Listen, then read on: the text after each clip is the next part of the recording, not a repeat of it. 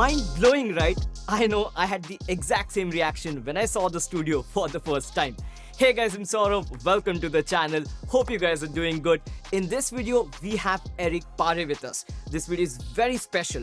Eric is someone who I look up to. His work is extremely inspirational, and I came across Eric's work when I was going through light painting images. He is someone who has leveled up the game of light painting. He is also from Montreal. Luckily, I did get the chance to meet him, visit his studio, and see what goes behind the scenes in creating these amazing looking images and videos. I am super pro max ultra excited for this video. So without wasting any time, let's get started. The whole studio is actually divided into two different studios. The first one is for 3D scanning, where a complete 3D model can be generated in a matter of seconds. And the second one is the 360 bullet time, where a lot of magic happens. Can you tell the audience how many cameras do you have in that studio space, approximately? Yeah, 200s on each studio. Max I used to feel is a two camera setup is way complicated for videos. That is the max I have used. Using 400 cameras is beyond my imagination. What kind of cameras do you use? What cameras are these exactly? So these are all Canon low-end model, because if you do the math times 200, okay, if you go with a full frame camera, it's going to cost a fortune. So in my field, it's better to have more of less good cameras than having less of better ones, because the more cameras I have, the slower I can move around my subject. But on top of that, as my angle is very close, like the distance between each camera is very close, I can do interpolation because I have enough data to perform that.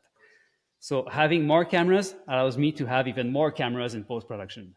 The question I had in my mind was, do you really need these many number of cameras? After discussing with Eric, what I understood is, the more the number of cameras, more the frames, you will be able to go slower through the complete motion. He uses 176 cameras that captures 176 frames. If you put that into a 24 FPS timeline, you're approximately getting 7 seconds of footage. The crazy part is not the amount of cameras, it is how these cameras are connected into a single system.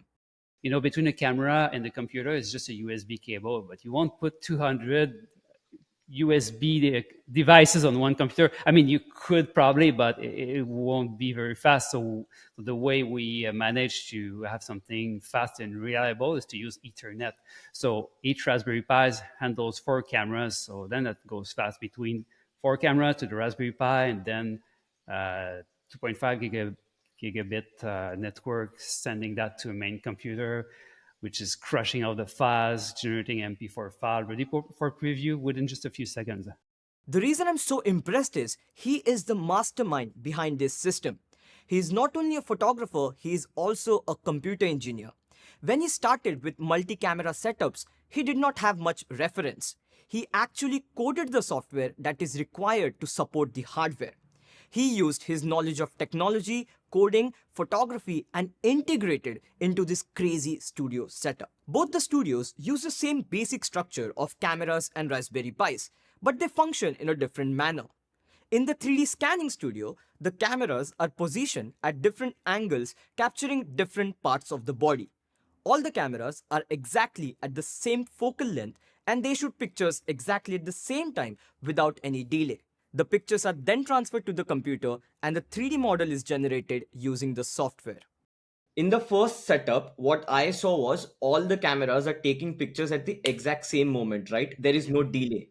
But in the second setup, one thing that was very interesting and I was not aware about is you intentionally added delays in some of the cameras to get a different effect. So I can go in freeze mode, and then all cameras are going to trigger at the same time. So that's a typical floating shot where you just suspended and we do a complete loop. We can also add a delay between each camera. But then we can mix both. And this is something we did with you, and I'm super happy about this shot. So mixing, that would be like, okay, so let's say we have 176 cameras on that rig. and our midpoint would be halfway, so at camera 88. So camera 1 to 88 is going to trigger at, let's say, 9 milliseconds between each. So that's the movement, that's the jump. And then camera 89 to 176 are going in freeze. And that part is frozen. So that's jump and freeze. That's a bit hard to time the thing because you have to jump at the right time. But there's a quick hack that we did was to just shoot reverse. And I think that's the way we did it with you, right? So when you were at the peak, I triggered, and then that was a frozen part, and then you landed. But the playback is rewind. So it looks like you just, whew. I had never experienced something like this in my entire life, and this was a dream come true. One thing I realized after visiting his studio is whenever I think this is the peak of technology, people surprise me with their creativity, and Eric is an example of that. That's it from this video, guys. I hope you enjoyed the video. I thoroughly enjoyed it. If you want to see the complete podcast, let me know in the comments below and I'll upload it. If you like the video, press the like button, subscribe to the channel to support me, and I'll talk to you guys in the next one. Bye.